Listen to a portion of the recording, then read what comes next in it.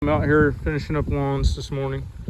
Wanted to show you guys down here in south we got magnolia trees, and they drop these leaves all the time. Well, this customer didn't want his mowed this week, so I had these customers talking about it, and we decided not to mow theirs either, because if we mow theirs and not that one, then the leaves just blow back over.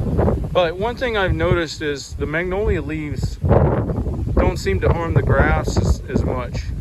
Now, I don't know if that's a chemical composition or the physical characteristics, but if you have like a bunch of the little oak leaves that chop up real fine, they make a thatch layer that the moisture can't even get through. I mean, you can, after it could monsoon for 3 days, and you could dig under the leaves that have been chopped up into little fine pieces on the little oak leaves, then, and the ground will be completely dry underneath of that.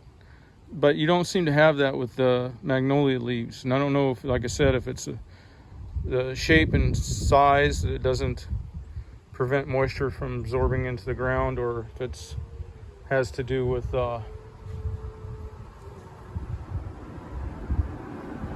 chemical composition.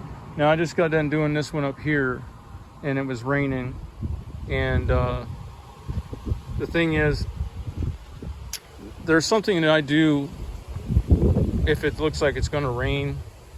I two-stage it, or, well, first of all, I'll tend not to, if the sidewalks and driveway are already damp, I tend not to use the blade edger, and I use the string trimmer instead. And that's what I did up here on this little yellow house. And then right after I do that, say on the front, before I do any more weed eating, I go ahead and blow off before it has a chance to get rained and wetted in again. Because once it gets wetted in on the concrete, then it's harder to get cleaned out. And then I'll finish up by doing the rest of the weeding around the perimeter, fence lines, and the rest of the back of the house. So it's like a two-stage process. Sorry about the wind. It's pretty nice out, actually, and nice and cool. But yeah, that's kind of what I do now. That's because I'm solo. Of course, if you had a crew, you'd have your blower guy following the guy with the string trimmer. It wouldn't be as much of a problem. But then with having a crew, you got problems, and you got to take people to bathrooms. You got to, stop at the store for cigarettes, wait for them if they're late getting to work. I don't know. So you tell me, how much time would that really save you? I'd rather deal with the hassle of once in a while having to do a two-stage process to prevent the clippings and stuff getting wetted in than to deal with the employees on a regular basis. So I don't know, everybody has their own situation. Now, where employees come in nice is like this scenario on this street, where I got like 6 properties all together. In the heat of the summer, it kind of puts it wears you out to do all 6, like to mow all 6, and then stop the mower, weed eat all 6, then blow off all 6, because your truck stays parked here in the first yard's an 1/8 of a mile down. So every time you got to go back to the truck for the next piece of equipment, that's a wasted trip. But that's the only scenario where if your route is where it's spotty, where you're getting in the truck and driving, a few blocks over or a couple miles down the road between yards, I find it a lot easier and better to do solo. But if you've got big groups of lawns all together, then yeah, I think then you need to have a crew. But that's just my opinion. Good afternoon. We got a big storm coming here in Florida. It's supposed to hit tonight and tomorrow. So I was cleaning up around the yard, getting any scrap metal out that I could. Yards have started to slow down a lot. But a customer gave me this mower the other day, said he couldn't get it running, and he only used it 3 times, so he bought it new. I opened it up. The first thing I usually do is open up the air filter, and it was ringing with oil. So you can see the oil is laying in there off of that filter. So I checked the oil, and the oil was grossly overfull, and it did not smell gassy. So that means somebody overfilled it. Now sometimes when it's overly full, it can be from gas leaking past the float valve and into the crankcase, and then it'll smell gassy, and that'll be the reason for it being overly full. So what I did was I drained out some of the oil. I just tipped it to the side with the plug off, and I fired it up, but it's smoking a little bit, and I don't know if that's just burning off the extra oil or not. I'm going to run a little bit more, but basically it looks like I won't have to do anything with the carburetor or anything. It'll be ready for sale. Let me see if I can get it started up.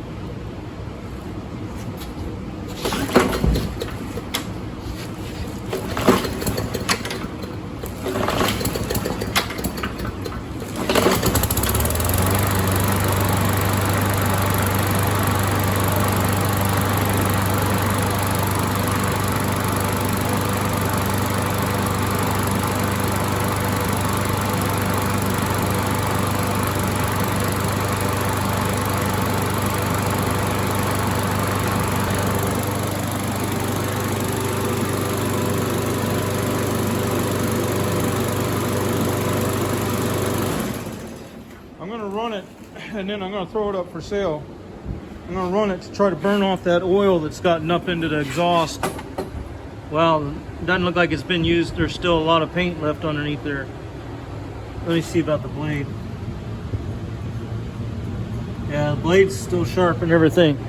So it hasn't been used much, like he said. I'll just clean that filter with some soap and oil, or soap and water, and put it out for sale. I didn't even have to put gas in it. So that's good. Sometimes you can use a brake. And I'll just throw something over it so don't get dirt in it while I'm waiting for the filter to get cleaned up.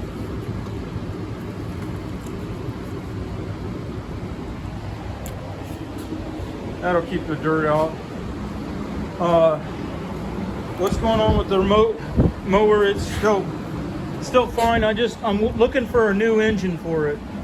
So maybe somebody knows, they might be able to help me find that. But it still works and everything. I just haven't been using it. Let me take the bag off.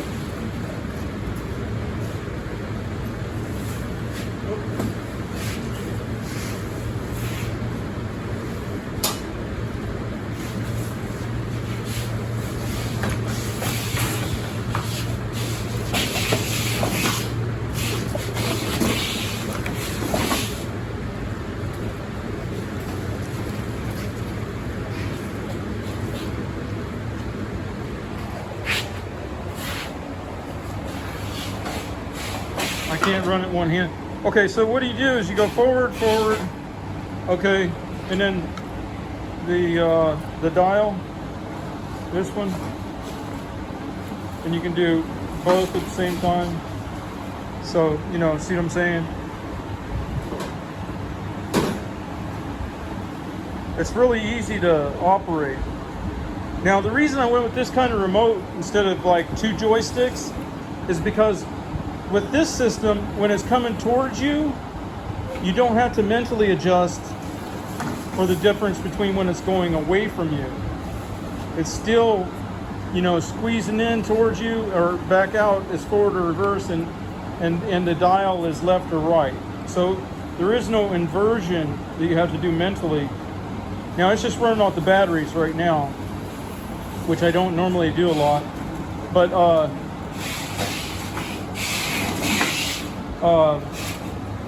it slides around a lot on this concrete. But you see, with this engine was not made to run an alternator, 24-volt alternator, and the blades, you know, it was made to run a self-propelled transmission, which took a lot less energy in the blades. Plus these engines are old. So what I gotta do is I got to find an engine that's way more powerful, and then this will be a cool thing. It'll be actually effective if I can find another engine that has, well, basically it'd have to be that size shaft, that length, and this mounting pattern to make it an easy swap out. But I think these are like maybe a 2.5 horse or something. I don't know. They don't even put horsepower on them anymore. They just put how much torque. But I'm gonna find a different type of motor. So I got 6 or 8 of these engines laying around, but they're just not. There's one back there. They're just not powerful enough, in my opinion. So once I get that done, then yeah, I'll be able to use the remote control mower a little bit more. And I got to redesign the chassis because it looks like shit. All right, I'm gonna get back to work, trying to get ready for this storm. I'll catch y'all later. So what was wrong with it was so full of oil that the oil came back up through the intake from the crank case, through the intake, through the barrel of the carburetor. It saturated the oil filter with oil to the point where it couldn't get no air in. That's why the customer, or the person who gave me the mower, that's why he couldn't get the mower to start. But it's fixed now, and I'll just clean it up and see if anybody wants it for sale. Okay, you have a good day.